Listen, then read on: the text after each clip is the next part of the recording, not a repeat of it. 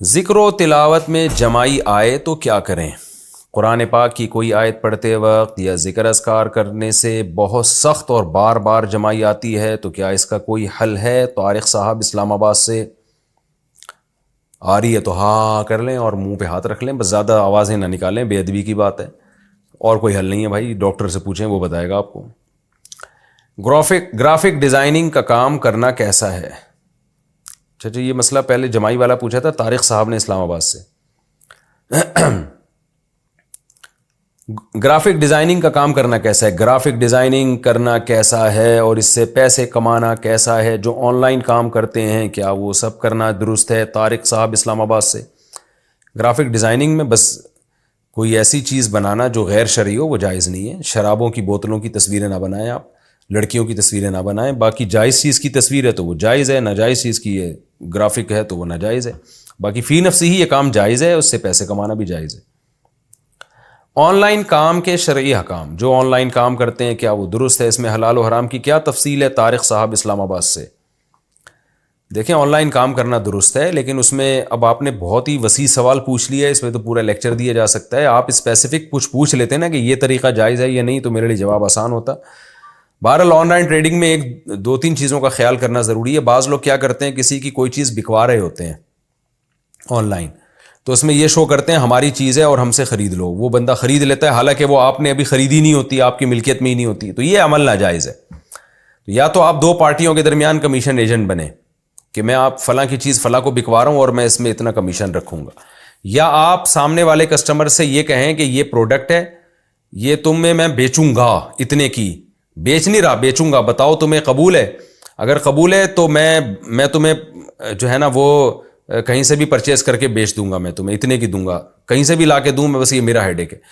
پھر وہ اوکے کر دے تو آپ وہ چیز مارکیٹ سے اٹھائیں اور اپنے قبضے میں لیں. قبضے کا مطلب یا تو خود اپنے قبضے میں لیں یا اپنا کوئی نمائندہ بھیجیں، وہ اپنے قبضے میں لائے گا. تو اس کا آپ کا جب قبضہ ہو جائے گا پھر آپ اس کو بولیں ہاں بھائی خریدنی ہے تو یہ لو جی میں آپ کے گھر میں پہنچا رہا ہوں. یہ اس طرح سے تو جائز ہے.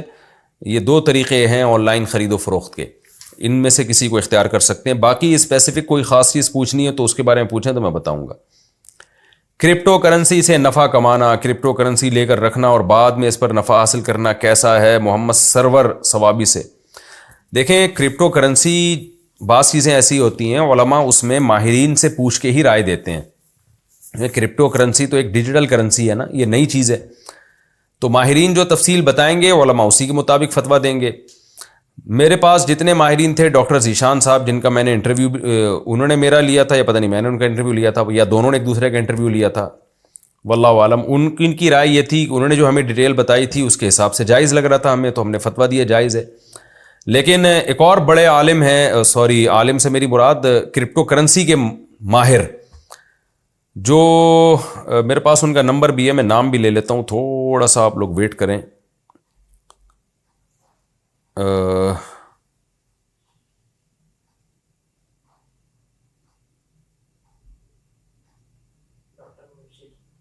ڈاکٹر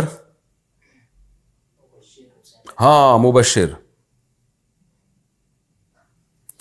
ڈاکٹر مبشر صاحب ہوتے ہیں، یہ ہیں یورپ میں، شاید اٹلی میں تھے، جرمنی میں، مجھے ابھی یاد نہیں، میری ان سے بہت ڈیٹیل سے بات ہوئی تھی.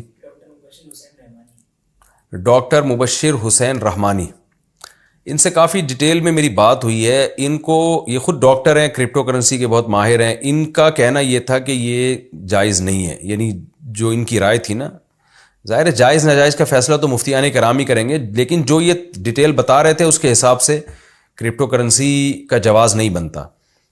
تو اب چونکہ ماہرین ہی کی رائے میں اختلاف ہے تو اس لیے میں نے اپنے پرانے فتوے سے رجوع کیا. ان سے جب میری بات چیت ہوئی، ان کے پوری ڈیٹیل ہے، فیس بک پہ بھی آپ کو مل جائے گی، اور ہو سکا تو ہم اس کا لنک بھی شیئر کر دیں گے. تو اس لیے میں نے پھر اس میں توقف کر لیا ہے. بھائی جو میں نے جواز کا فتویٰ دیا تھا میں اس سے رجوع کرتا ہوں، میں ناجائز نہیں کہہ رہا، کیونکہ ایسا نہ ہو کہ کل پھر کوئی ڈاکٹر صاحب کہیں کہ یہ اس کی ڈیٹیل ہی بدل دیں. مفتی کے سامنے جو دو تفصیل آئے گی، مفتی اس تفصیل کے مطابق جواب دے گا نا. اب ایک ڈاکٹر الگ تفصیل بتا رہے ہیں، دوسرے ڈاکٹر الگ ڈیٹیل بتا رہے ہیں، تو پھر مفتی بیچارہ کنفیوز ہو رہا ہے. تو اس میں مفتی صاحب کا قصور نہیں ہے، یہ قصور یہ اس جو معلومات ہمیں مل رہی ہیں ان معلومات میں ٹکرا ہوا ہے. اس کی مثال ایسے ہے جیسے کوئی میڈیسن ہو. اب لوگ ہم سے اس میڈیسن کے بارے میں پوچھ رہے ہیں کہ یہ دوا حلال ہے یا حرام. تو میں ڈاکٹروں سے پوچھوں گا نا کہ ڈاکٹر صاحب اس کے اجزاء بتائیں. اب ایک ڈاکٹر کچھ اور بتا رہا ہے, وہ بتا رہا ہے اس میں سور کی چربی شامل ہے, وہ بتا رہا ہے اس میں فلاں فلاں حرام اجزاء شامل ہیں, دوسرا ڈاکٹر کہہ رہا ہے کہ نہیں اس میں سور کی چربی نہیں ہے. تو مفتی تو کنفیوز ہو جائے گا, وہ کہے گا بھائی ڈاکٹروں کی رائے میں اختلاف ہے کہ اس میں ہے کیا. تو جب ڈاکٹروں کی رائے میں اختلاف ہے تو ہم یہی کہیں گے بھائی ہمیں نہیں پتہ اس کے بارے میں. تو اس لیے ماہرین علماء بھی اس بارے میں زیادہ تر نے توقف کیا ہوا ہے, کیونکہ خود جو ماہرین ہیں, جو کرپٹو کرنسی کے ماہرین ہیں, انہی کی رائے میں اختلاف ہو رہا ہے. تو اس لیے جب سے ڈاکٹر مبشر رحمانی صاحب سے میرا رابطہ ہوا ہے, وہ اس فیلڈ کے ماہر ہیں, تو اس لیے میں نے توقف کر لیا بھائی جب تک کوئی چیز نکھر کے سامنے نہیں آئے گی 100% کرپٹو کرنسی کے بارے میں, اس وقت تک ہم توقف کریں گے. جامعۃ الرشید میں بھی جو جامعۃ الرشید کا آفیشیل فتویٰ ہے, دارالعلوم کرنگی کا جو آفیشیل فتویٰ ہے وہ بھی یہی ہے. اگرچہ جامعۃ الرشید ہی میں بعض مفتیان کرام اپنے طور پہ اس کو جائز کہہ رہے ہیں, لیکن جو جامعۃ الرشید یا دارالعلوم کرنگی کا یا دیگر بڑے اداروں کا جو آفیشیل ایک فتویٰ ہے وہ یہی ہے کہ بھائی اس کے بارے میں معلومات ہمیں جو ہے نا وہ کلیئر نہیں ہے, اس لیے سب نے اس میں توقف کیا ہوا ہے اس میں جب تک. اور دیکھیں الحلال ابین والحرام ابین, حدیث میں آتا ہے حلال بھی واضح حرام بھی واضح, اور کچھ چیزیں مشتبہات میں ہیں. تو بہتر یہی ہے کہ جب تک 100% اس کے جائز ہونے کا یقین نہیں ہوتا, مشتبہات میں تو ہے, بہرحال مشتبہات سے بچنا ہی بہرحال بہتر.